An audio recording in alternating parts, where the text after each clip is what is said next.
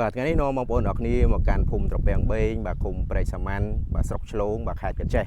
ហើយយើងចុះមកមើលបាទការឋានផ្ទះដំបូលបុករបស់យើងមានទំហំຂະຫນាត6បាទគុណជាមួយនឹង10ហើយផ្ទះនេះមាន2បន្ទប់គេងមួយកន្លែងទទួលភ្ញៀវផ្ទះបាយនិងបន្ទប់ទឹកមួយតម្លៃមកការផ្ដាច់ទាំងសម្ភារៈនិងកម្លាំងពលកម្មបាទតម្លៃ15200បាទនេះម៉ូតដែលយើងធ្វើបងប្អូនណាបាទម៉ូតនេះឯងទៅពេលយើងធ្វើហើយបាទស្អាតមែនតើបាទ banner យើងរៀងប្រឡាក់ដីក្រហមបន្តិចបងប្អូនបាទដោយសារយើងធ្វើជាប់បាទផ្លូវថ្នល់ក្រហមតែម្ដងហើយនេះជាការឋានយើងធ្វើជាក់ស្ដែងបាទ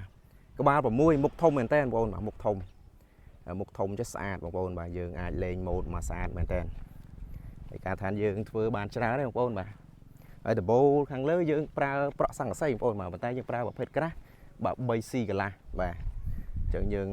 រត់មេ500ផ្ទង48ដែលឯង30អញ្ចឹងយើងនៅមានពីដានមានអីមកកាផ្លេទៀតបាទអញ្ចឹងកាត់បន្ថយកម្ដៅចូលក្នុងផ្ទះបាទបានច្រើន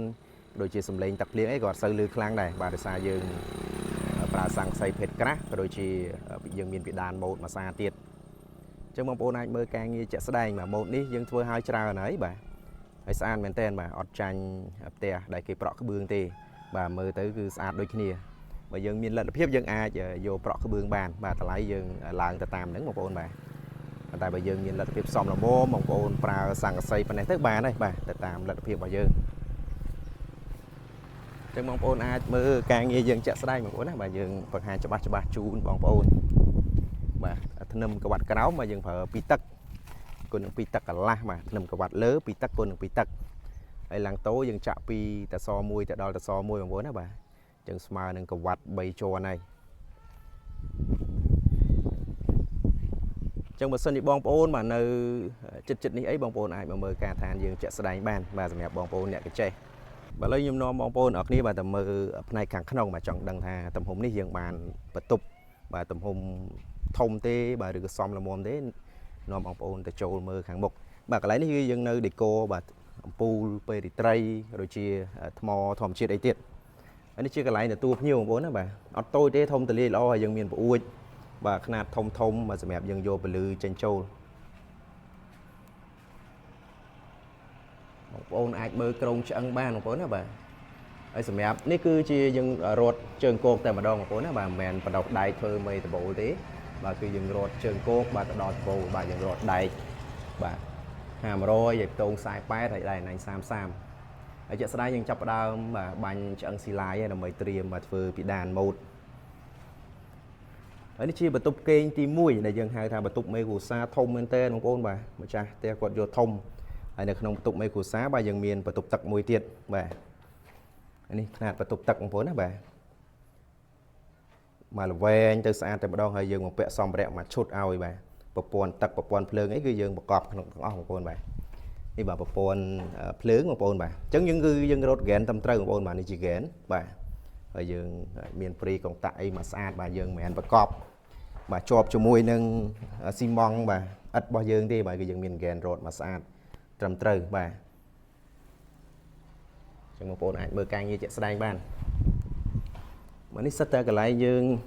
មានព្រីរបស់កុងតាក់ហើយយើងមានហ្គែនមានអីមកស្អាតចឹងបងប្អូនបាទ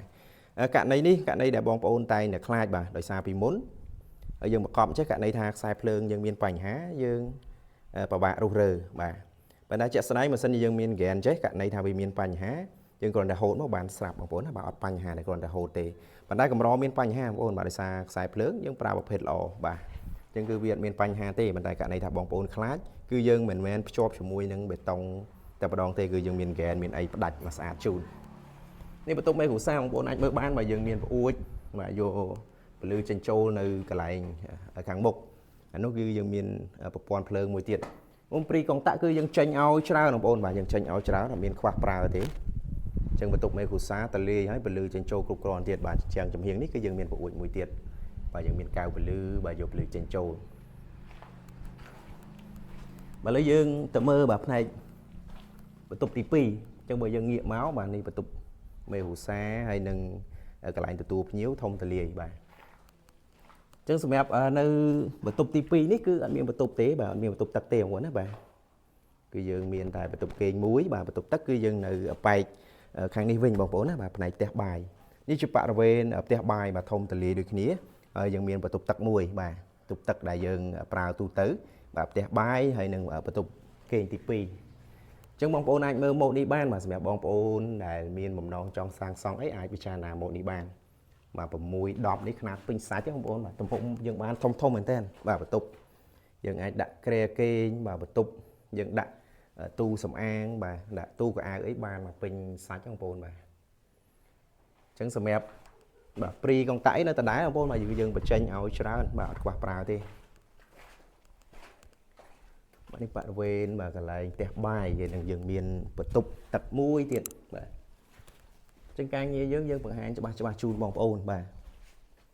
ហើយម៉ោងនេះជាងគាត់សម្រាប់បាយហើយបាទ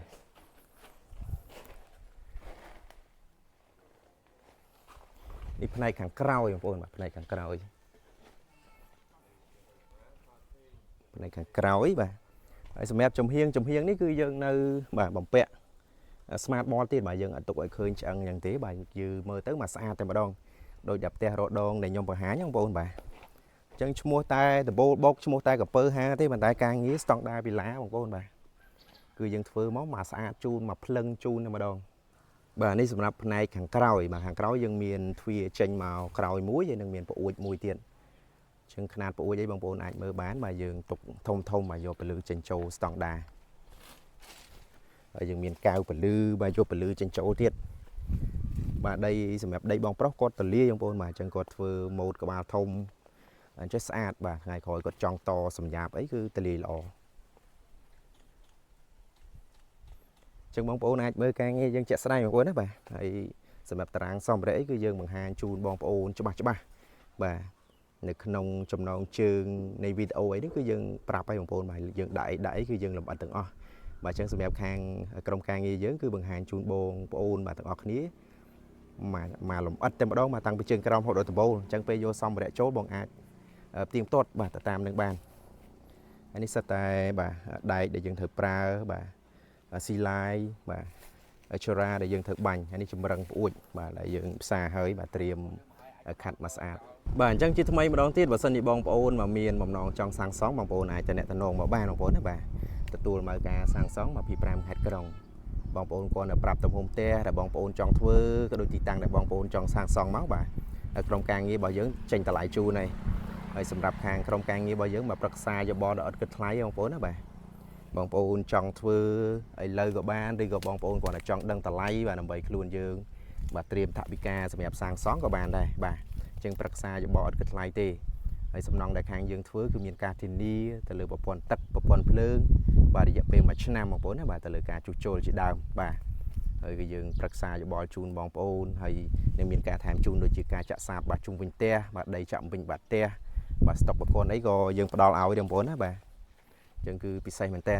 ហើយមុននឹងយើងសាងសង់បាទយើងសិក្សាគម្រោងជូនបងប្អូនដែលអត់គិតថ្លៃបាទយើងគូសវាសប្លង់បាទ 2D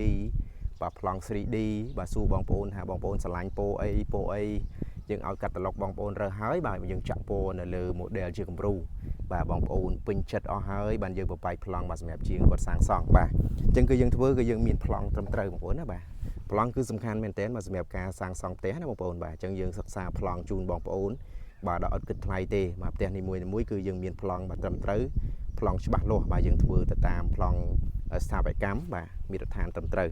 បាទអញ្ចឹងផ្ទះដែលចេញមកគឺដូរបងប្អូនបាទដោយសារយើងធ្វើយើងមានប្លង់ណាបងប្អូនបាទអញ្ចឹងប្លង់ផ្ទះគឺសំខាន់មែនតើបាទយើងមិនមែនចេះតែមើលរូបមួយសន្លឹកបាទហើយធ្វើទេបាទគឺយើងសំខាន់បំផុតគឺមានប្លង់បាទអញ្ចឹងការងារយើងបានច្រើនហើយបាទមិនយូរទេយើងនឹងចាប់ផ្ដើមមកប៉ូលាបាទផាត់ក្រែមលាបម្សៅហើយបាទហើយបងប្អូនចាំទស្សនាទាំងអស់គ្នាបាទពេលហើយស្អាតប៉ុណ្ណាព្រោះកម្រោងនេះយើងធ្វើច្រើនហើយបងប្អូនបាទយើងធ្វើច្រើនហើយមានតាមទំហំតូចបាទ4កន្លះបាទក្បាល5ឬអីជាដើមហើយនេះរូបគំរូបាទពណ៌ម្ចាស់ផ្ទះគាត់ស្រឡាញ់ពណ៌ហ្នឹងបងប្អូនបាទអញ្ចឹងធ្វើហើយគឺ